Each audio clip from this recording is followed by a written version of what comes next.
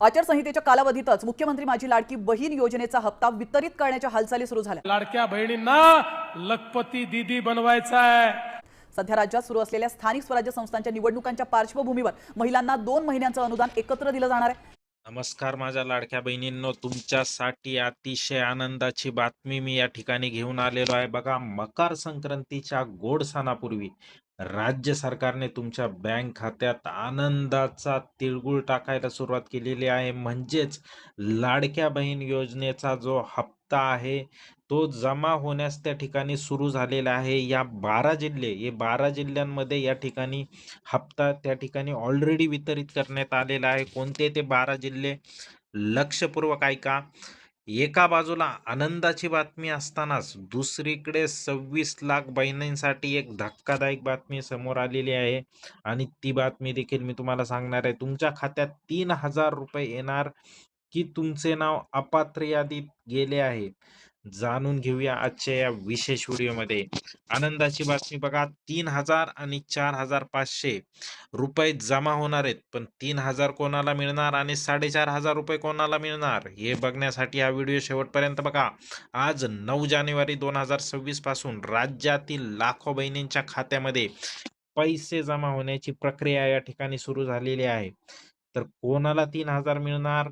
ज्यांना नोव्हेंबर पर्यंतचे सर्व हप्ते मिळालेले आहेत, ज्यांना नोव्हेंबर पर्यंतचे सर्व हप्ते मिळालेले आहेत आणि त्यांना डिसेंबर आणि जानेवारीचे मिळून 3000 रुपये मिळतील। परंतु 4500 रुपये कोणाला मिळणार आहे?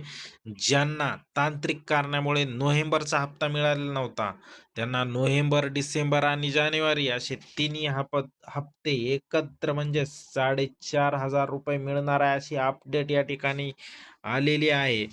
जिल्हावार वेळापत्रक या ठिकाणी जिल्हावार वेळापत्रक या ठिकाणी आपल्याकडे उपलब्ध झालेले आहे। सरकारने टप्प्याटप्प्याने पैसे वाटपाचे नियोजन केले आहे। तुमचे गाव आणि जिल्हा यामध्ये मी या ठिकाणी देत आहे, ते सगळं तुम्ही तपासून घ्या। जिल्ह्यानुसार मी या ठिकाणी यादी देतोय। 9 जानेवारी शुक्रवार, 9 जानेवारी शुक्रवार मध्ये कुठे कुठे त्या ठिकाणी पैसे वितरित झालेले आहे बघा। यवतमाळ, वाशिम, परभणी, हिंगोली, रत्नागिरी, सिंधुदुर्ग, चंद्रपूर, गडचिरोली, जळगाव, अहिल्यानगर, सोलापूर आणि कोल्हापूर या ठिकाणी त्या ठिकाणी वितरण होण्यास सुरुवात झाली आहे। आतापर्यंत जर तुम्हाला या जिल्ह्यामध्ये असाल आणि पैसे आले नसाल तर खाली मला कमेंट बॉक्समध्ये कळवा। त्यानंतर 10 जानेवारी शनिवार, 10 जानेवारी शनिवार कुठे कुठे हप्ता वितरित होणार आहे? बुलढाणा, अमरावती, नांदेड, लातूर, रायगड, पालघर, गोंदिया, भंडारा, नंदुरबार, धुळे, सांगली आणि सातारा या ठिकाणी त्या ठिकाणी वितरण त्या ठिकाणी टप्प्याटप्प्याने होणार आहे। 11 जानेवारी रविवारी कुठे कुठे वितरण होणार आहे बघा। पुणे, नाशिक, नागपूर, वर्धा, मुंबई शहर, मुंबई उपनगर, ठाणे, छत्रपती संभाजीनगर, बीड, जालना, धाराशिव आणि अकोला या ठिकाणी लाडक्या बहीण योजनेचं 3000 रुपयाचं वितरण त्या ठिकाणी आपल्याला पाहायला मिळणार आहे। आणि आगामी निवडणुका ज्या होत आहेत त्या निवडणुकाच्या आधीच तुम्हाला या ठिकाणी मिळणार आहे आणि तुमची सर्वांची मकर संक्रांत ही सरकारने गोड केलेली आहे बघा। बँकांना सुट्टी असली तरी, बँकांना सुटली असली तरी डीबीटी मुळे पैसे जमा होतील। एटीएम किंवा युपीआय द्वारे तुम्ही ते वापरू शकता। बँकांना सुट्टी आहे म्हणून काळजी करायची गरज नाही। मी जे जिल्हे सांगितले त्या ठिकाणी तुम्हाला त्या ठिकाणी वितरित होणार आहे। आता दुसरी बाजू मी तुम्हाला सांगितली, एक आनंदाची बातमी मी तुम्हाला सांगितली। आता दुसरी बातमी ऐका, 26 लाख बहिणी अपात्र आहेत का आणि कसे? महिला व बालविकास मंत्री आदिती तटकरे यांनी दिलेल्या माहितीनुसार 26,34,000 महिला या योजनेतून बाद झाल्या आहेत। त्याची मुख्य कारणे खालीलप्रमाणे आहेत. उच्चभ्रू वस्तीत राहणे. जर तुम्ही हायफाय प्रोफाईल सोसायटी, मोठा फ्लॅट, बंगल्यात राहत असाल तर सरकार तुमचे उत्पन्न 2.5 लाखापेक्षा जास्त असल्याचे गृहीत धरत आहे।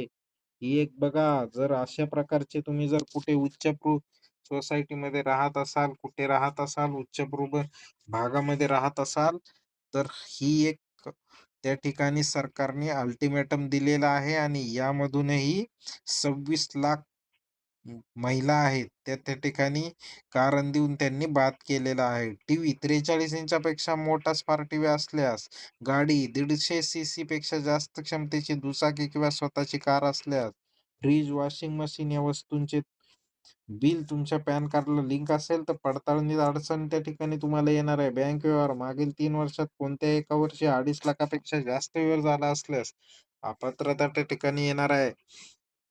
ज्यांचे पैसे अडकले आहेत त्यांच्यासाठी उपाय मी सांगतो.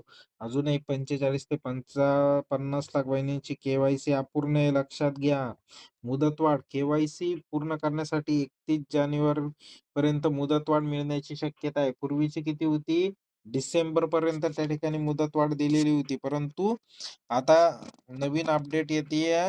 लवकरच अधिकृत याची बातमी आलेली नाहीये. जशी अधिकृत येईल मी तुम्हाला त्या ठिकाणी कळवेल. ज्यांच्या पतीचे वडिलांचं निधन झाले अशा बहिणींनी मृत्यू प्रमाणपत्र सादर केल्यास त्यांना येत्या 2-3 दिवसामध्ये किंवा मकर संक्रांतीपूर्वी लाभ मिळेल. सतर्क राहा. फसवणूक देऊ नका. फसवणुकीला बळी पडू नका. जर तुम्ही सरकारी नोकरीत असाल, पेन्शनधारक असाल, तुमचे उत्पन्न 2.5 लाखांच्या वर असूनही चुकीची माहिती देऊन लाभ घेत असाल तर सावधान. सरकार अशा लोकांकडून व्याजासह पैसे वसूल करेल आणि फौजदारी गुन्हाही दाखल त्या ठिकाणी होणार आहे. इतर सरकारी योजनांचा लाभ घ्या. केवळ लाडकी बहीण योजनेवर अवलंबून राहता. इतर योजनेसाठी अर्ज करा. बांधकाम कामगार योजना, साहित्यासाठी ₹5,000 आणि मुलांच्या शिक्षणासाठी मदत मिळते. मोफत शिलाई मशीन, महिलांना स्वयंपूर्ण होण्यासाठी सौर ऊर्जा योजना आहे. मोफत सोलर कुकर आणि सोलर पॅनल मिळतोय. घरकुल योजना, स्वतःच्या हक्कासाठी घरासाठी 100% अनुदान सरकार देत आहे. आणि निष्कर्ष मी तुम्हाला या सांगतो बहिणींनो, मकर संक्रांतीचा हप्ता तुमच्या आयुष्यात आनंद घेऊन येऊ. तुम्हाला हप्ता मिळाला का? तुमच्या जिल्ह्याचे नाव काय? आम्हाला कमेंटमध्ये नक्की सांगा. ही माहिती तुमच्या इतर 5 मैत्रिणींना, नातेवाईकांना शेअर करा, जेणेकरून त्यांनाही वेळेत माहिती मिळेल. अशाच खात्रीशीर अपडेटसाठी आमच्या चॅनलला सबस्क्राईब करायला विसरू नका. धन्यवाद. जय हिंद, जय महाराष्ट्र.